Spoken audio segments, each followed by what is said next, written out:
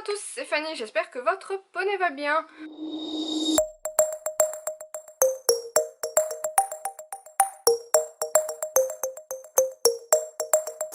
Oui, je sais, encore une fois, ça fait longtemps que je n'ai pas publié de vidéo, c'est pourquoi je reviens avec un sujet un petit peu futile que je n'ai jamais encore fait sur ma chaîne. Toutefois, je pense que je ne vais pas me justifier à chaque fois. Vous savez qu'en ce moment, c'est un petit peu le bordel dans ma vie, dans le sens où je suis en recherche d'emploi. Là, je pense que les choses vont finir par se tasser. J'ai de bons éléments en perspective, mais je ne veux pas trop m'avancer, donc on va rester sur ce type d'explication pour le moment. Je pense que le rythme de vidéo va finir par changer. Vaut mieux que vous n'en ayez qu'une toutes les semaines plutôt que je me dise je vais en faire deux mais que ça me saoule. Non, que ça me saoule de faire des, de faire des vidéos. Fasse des vidéos et pourquoi pas faire pendant que tu y es. Mais c'est vrai que j'ai finalement peu de temps à y consacrer en ce moment parce que dans la recherche d'emploi, dans les entretiens, dans le travail en intérim, etc., etc. Bref, voilà. Donc je reviens aujourd'hui avec un sujet de vidéo que je n'ai pas fait encore sur ma chaîne, je pense, qui est donc, vous l'avez vu dans le titre, une catégorie mes produits terminés. Est-ce que je rachète ou pas? Alors dans produits terminés, je vais entendre les produits terminés et produits de soins, mais le matériel détérioré, si j'ose dire, est-ce que je rachète ou pas? Il va y avoir également une partie un petit peu beauté. Désolée, je sais, je suis pas bête, je sais pourquoi vous êtes là, je vais bien commencer par la partie équitation, mais en fin de vidéo, il y aura quelques éléments de gonzesse, hein, parce que c'est ce que je suis. Donc je vais commencer cette vidéo par quelque chose qui me fend le cœur, donc dans la catégorie plus destroy que fini. Mon licol en cuir que j'aime d'amour, que mon chéri m'avait offert à Noël, c'est cassé. Voilà. Et Lyon n'aime pas la douche et il me l'a fait savoir. Donc il tire pas au renard, non, non. Il s'est finalement simplement appuyé dessus et ça s'est déchiré, tout simplement. Alors j'ai de la chance, je connais du monde qui va pouvoir me le réparer, mais ça me fout un petit peu les boules. Je me dis que ce licol qui coûte quand même, je crois, dans les 60 €, 70 peut-être, n'est franchement pas si solide parce qu'il a même pas tiré au renard, il s'est tout simplement appuyé dessus, un petit peu acculé mais sans tirer comme un malade, et j'ai à peine eu le temps de le remettre en avant à la tâche que ça s'était fondu en deux comme ça. Donc est-ce que je rachèterais ce type de licol en cuir? L'avantage du cuir, c'est que ça se répare. Donc je vais pouvoir le faire réparer. Je pense que ça ne va pas non plus me coûter un bras. Pas aussi cher qu'un licol en cuir, ça c'est net. Mais en comparaison à un licol en nylon, le licol en nylon aurait tenu, tandis que le licol en cuir ne l'a pas fait. Alors est-ce que c'est le fait que la matière ait été un petit peu mouillée par la douche? Je ne sais pas. Mais cette marque, donc c'est la marque Polo After Riding, propose autant des licols que des bridons, que des sangles, que des divers éléments en cuir. Et je ne sais pas si j'irai acheter tout simplement un autre élément de la marque parce que je doute sur la solidité. En plus de ça, le cuir est assez raide. Je me suis bien appliquée à l'huiler plusieurs fois avant de le mettre à Élion et en fait finalement je l'ai mis 3 fois. Voilà, donc ça fout un petit peu les boules.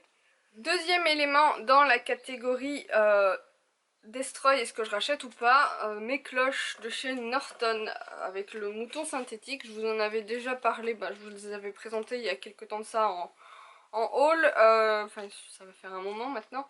Je vous en avais parlé il n'y a pas si longtemps que ça, en disant que c'était des dupes éventuelles pour les cloches escadrons, et en vous disant que c'était pas non plus pump it up, hein. Elles se sont tout simplement fendues comme le peuvent faire n'importe quelle paire de cloches, c'est dommage. Alors est-ce que Elion se marche vraiment dessus au point d'avoir besoin de cloches? Vu l'usure, sinon je dirais que non. Là je pense qu'il a tout simplement fait le zouave comme ça peut lui arriver et qu'il a destroyé sa cloche comme il l'a fait avec la guêtre, mais bon la guêtre elle est encore utilisable, tandis que cette cloche ne l'est plus. Est-ce que j'irai racheter ces cloches là? Je ne sais pas, j'aime bien l'esthétique dans le sens où la moumoute, enfin vous connaissez la moumoute quoi, enfin voilà. Et le fait surtout qu'elle ne soit pas chère, parce qu'il me semble que chez Pad elles sont à moins de 10 euros, entre 8 et 10 euros, donc c'est vraiment pas cher comparé à des cloches Escadron ou même Eric Thomas ou quoi. Enfin il faut bien compter une bonne 15-20 euros pour des cloches néoprène avec du moumoute en synthétique. Et là moins de 10 euros, est-ce que j'irai les racheter? Peut-être, je ne sais pas, mais sûrement pas tout de suite. Donc ce que je vais faire, c'est que je vais tout simplement jeter la cloche cassée et garder celle qui ne l'est pas, dans le cas où je les rachète et que l'une des deux cloches venait à se casser également.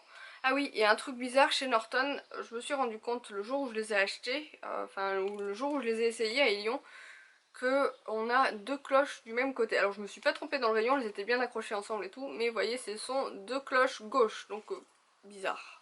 Dans la catégorie produits terminés, cette fois je vais vous parler de ce shampoing. Alors c'est le shampoing Magic Purple de chez Ekibao. J'ai acheté pour y comparer le shampoing violet pour cheveux gris de chez Fuganza. Et définitivement, malgré le fait que celui de chez Fuganza soit très peu onéreux, tandis que celui-là est un petit peu cher quand même, c'est juste de la tuerie. Alors j'avais quelques échantillons, j'en ai 3 je crois, et je les ai tous terminés. Et celui-là, dans un premier temps, il sent le bonbon Haribo. Alors je ne saurais pas quel dire, j'allais vous le faire sentir, oui. Il sent tellement bon, il est tellement efficace sur les crins des lions, c'est-à-dire que lors du bain, justement, le fameux bain fatidique, voilà, j'ai donné un gros bain, donc un gros lavage à Elion. Je lui ai fait la crinière, la queue, les balsanes, le corps en entier, et donc ça je l'ai utilisé principalement sur la queue et les balsanes. Et comment vous dire que enfin après des mois d'hiver, mon poney a de nouveau une queue blanche. Enfin blanc cassé quoi, blanc palomino, mais ça y est, enfin.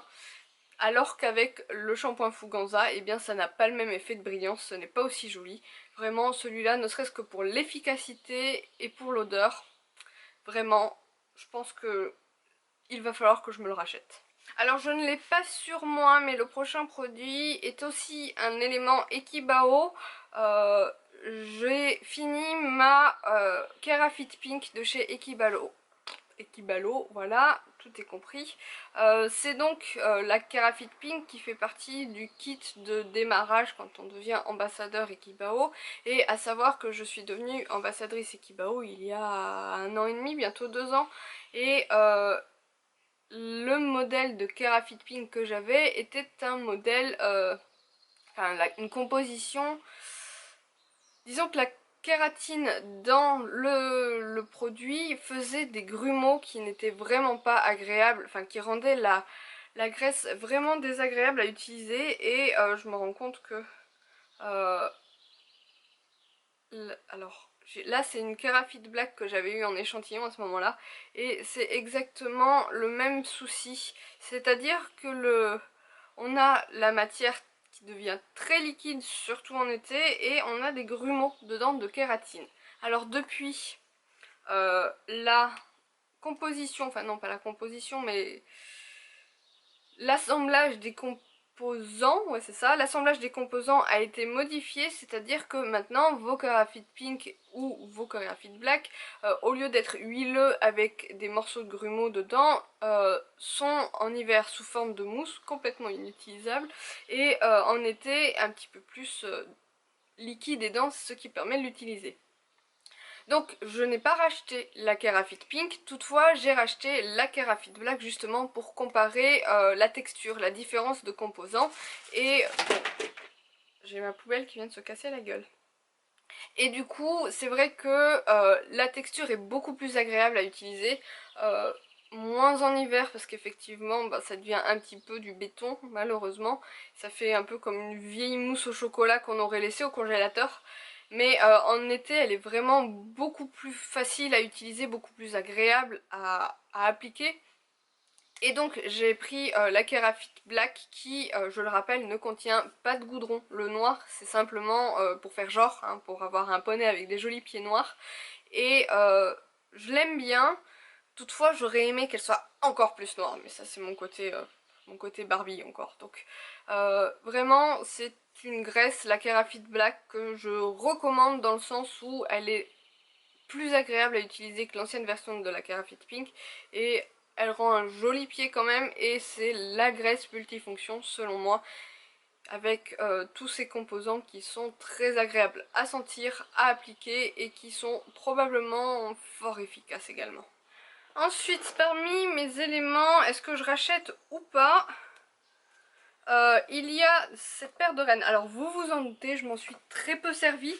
C'est la paire de rennes initialement associée à mon filet, celui-ci, je sais pas si vous le verrez. C'est un filet privilège équitation, donc ce ne sont pas des rennes de merde hein, à la base, mais ce sont des rennes de caoutchouc. Donc c'est un euphémisme de dire que les rennes en caoutchouc sont des rennes de merde. Excusez-moi pour tous ceux qui aiment les rennes en caoutchouc. J'ai rien contre la prise de main des rennes en caoutchouc. Non, mon problème, c'est plutôt ça. Alors, je sais pas si vous vous en rendrez compte. Voilà, alors, mise au point. Donc voilà, mon problème, c'est plutôt ce genre de choses que les rennes en caoutchouc nous proposent. C'est-à-dire que le caoutchouc finit par fondre. Pourtant, il a commencé à fondre cet hiver, hein. Donc il faisait pas super chaud. Qu'il fonde là maintenant parce qu'il fait très chaud dans la pièce et qu'on est sous les combles, et qu'il fait très chaud dans la vie de manière générale, qu'on est sous les combles et qu'il fasse du coup chaud dans la pièce, d'accord, je l'entends. Vous voyez, j'ai des cheveux qui s'y collent et quand j'enlève le cheveu, j'ai du caoutchouc sur le cheveu. Donc, ah mais j'ai du caoutchouc sur ma peau. Bref, vous avez compris le délire. Je hais les rennes en caoutchouc. Donc, désormais, dès que je verrai un filet avec des rennes en caoutchouc, je boycotterai le filet. Je ne veux plus jamais de ces merdes dans ma sellerie. Ça m'a comment vous dire, elles étaient en contact avec un de mes tapis de sel. Je vous raconte pas comment j'ai galéré pour enlever le caoutchouc fondu du tapis de sel. C'est pourtant, ce serait des rennes de merde à 20 balles, je pourrais comprendre. Mais c'est quand même la marque Privilège Équitation, à savoir que la marque Privilège Équitation, le filet doit coûter 115, 120 euros. Allez, entre 100 et 120 euros selon les modèles. Et je pense que toutes les rennes sont les mêmes sur ces filets. Quel dommage qu'on puisse pas choisir le type de renne qu'on préfère, quoi. Je préfère de loin les rennes en sangle, c'est pas possible autrement. Donc ça va aller directement à la poubelle. Au plus grand... Ah, je vais peut-être récupérer les boucles, ça pourrait me servir.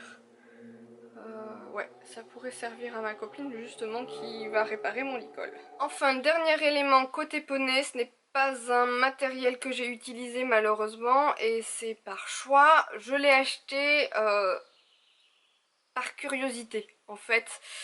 Je voulais à ce moment-là pouvoir comparer trois types d'amortisseurs. Les amortisseurs mouton classiques, les amortisseurs gel, alors pas gel type alpha gel mais gel type méduse échouée, et un troisième type d'amortisseur qui était les amortisseurs à mémoire de forme. C'est pourquoi j'avais acheté donc cet amortisseur qui me paraissait de bonne qualité sur internet, avec une forme très dégarrotée comme vous pouvez le voir, donc assez anatomique, et en le recevant j'étais plutôt optimiste parce que il n'est pas très épais. C'est justement ce qu'on cherche dans un amortisseur quand on a un cheval comme le mien qui est plutôt rond, et on a une bonne densité de laine, c'est de la laine de mérino, donc avec une bonne densité de laine naturelle.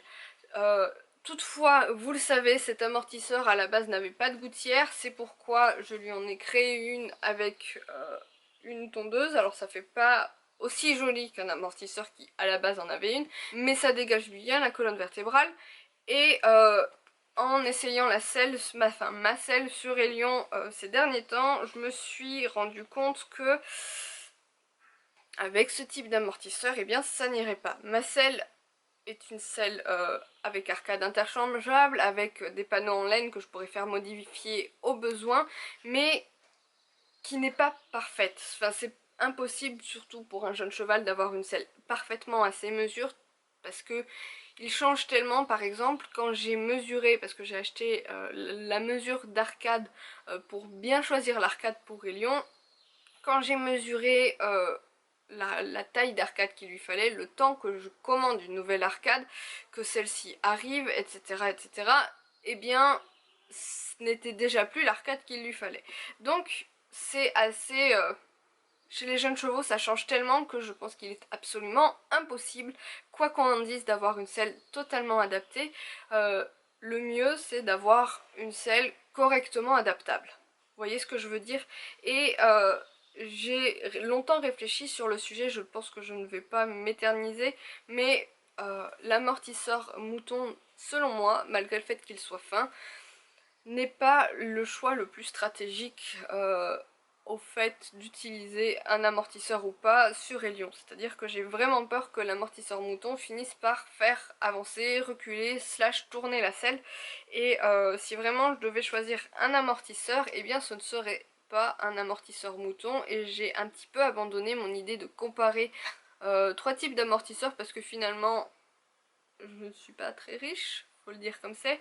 Ça fait des dépenses et que j'aurais aimé, quoi qu'on en dise, vous proposer une comparaison de ces trois types d'amortisseurs, mais trois types d'amortisseurs de qualité. Et est-ce que celui-ci, en dehors de le fait qu'à la base il n'ait pas de gouttière et que j'ai fait une gouttière moi-même, ne me dérange pas, mais la marque Umbria reste tout de même une marque très peu connue en matière d'amortisseurs, très peu reconnue également, et j'aurais aimé par exemple pouvoir comparer ces trois types d'amortisseurs dans des marques reconnues entre guillemets.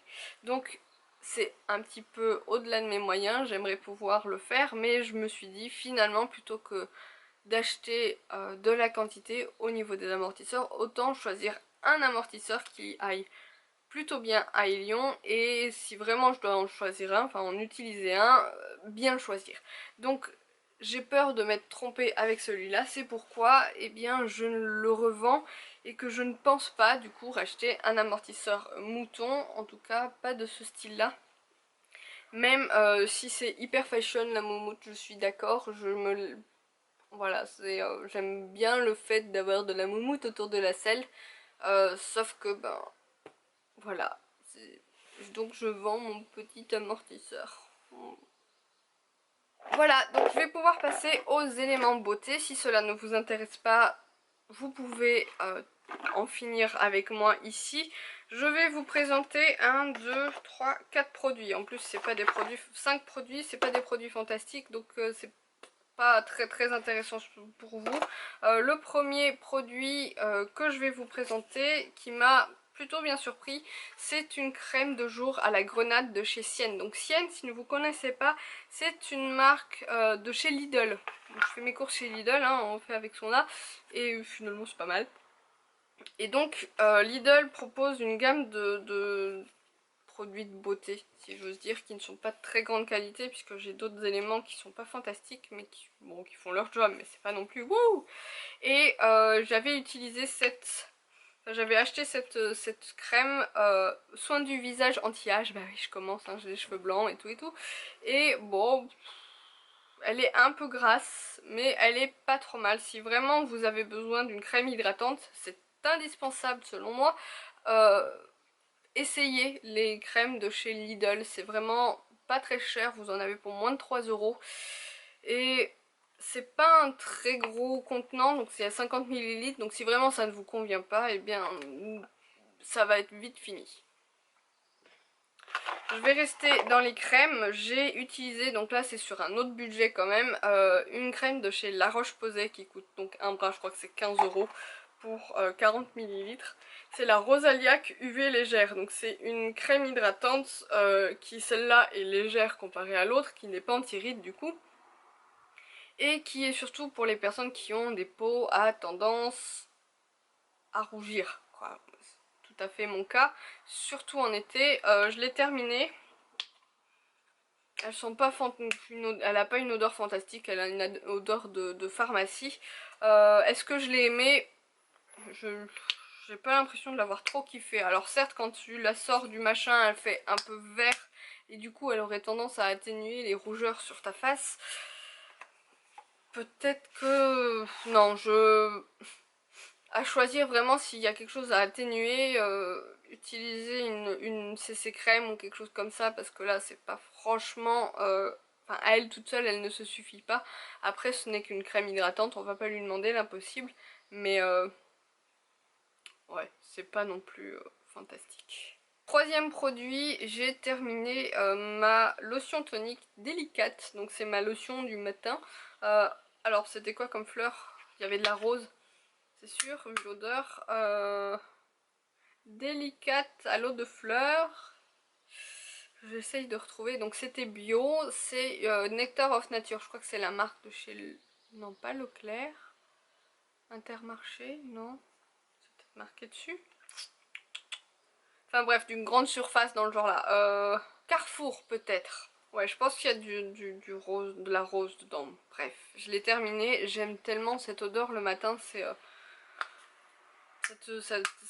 Certes, c'est une odeur de vieille. On aime ou on n'aime pas. Moi, j'aime bien les odeurs de vieille. Genre, j'aime bien Chanel numéro 5. Faut pas m'en vouloir. Mais voilà, donc je l'ai terminé. Est-ce que je le rachèterais? Oui, probablement. Si j'avais un magasin Carrefour près de chez moi, chose qui n'est pas le cas. Ensuite, les deux derniers éléments sont deux éléments du même type. Je vais commencer par celui-ci. Donc c'est la Eyeshadow Primer Potion de chez Urban Decay. Donc c'est le version tout petit qu'on avait avec la Naked 2, je crois. Donc certes, ça fait très longtemps que je l'ai, mais je l'ai retrouvée dans mes affaires il y a pas si longtemps que ça. Et je me suis dit qu'il fallait vraiment que je la finisse parce que justement...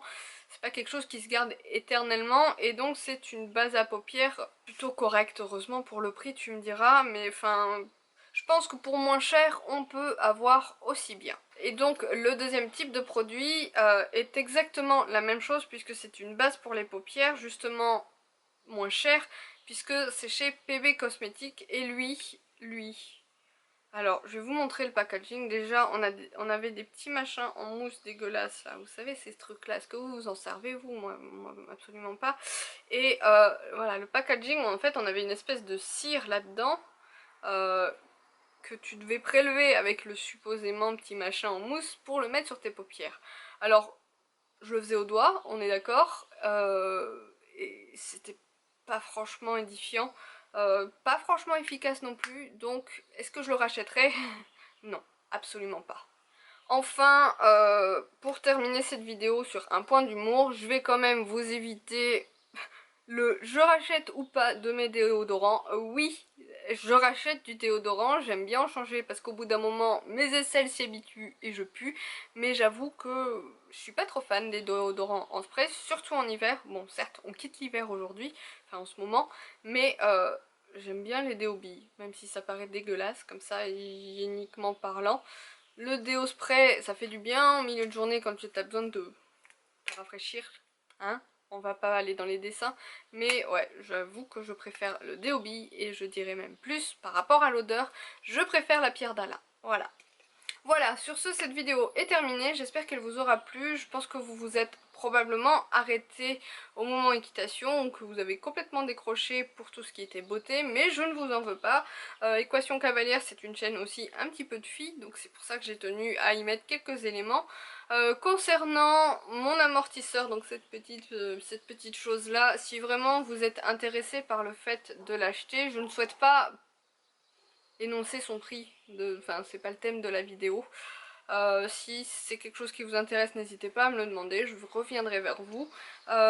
Et je pense que je vais m'arrêter là, j'espère pouvoir vous faire quelques vidéos dans les semaines à venir.